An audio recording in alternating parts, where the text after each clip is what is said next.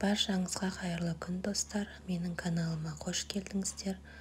Лайк басып каналыма тіркеліп кетуді ұмытпаңыздар. Сіздермен бүгін осындай сосиска тесте дайындайтын боламыз. Ол үшін жылы сүтімізге ашытқымызды салып, жақсылап араластырып аламыз. Араласқан массамыздың үстінен 1 шай қасық тұзымызды және де 2 ас қасық қантымызды салып, тағы да жақсылап араластырып алатын боламыз.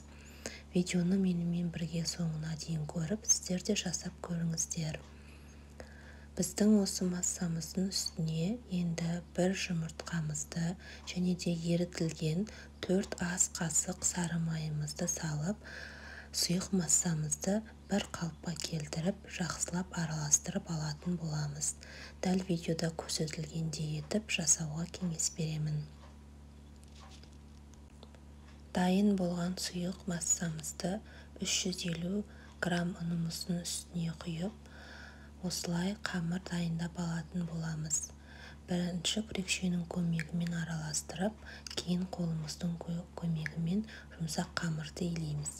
Және де біздің дайын болған жұмсақ қамырымызды бетін пакетімізбен жауып, жылы жерде 1 сағат көлемінде ұстаймыз. 1 сағаттан кейін қамырымызды алып, сосиска тестені дайындауға кірісеміз.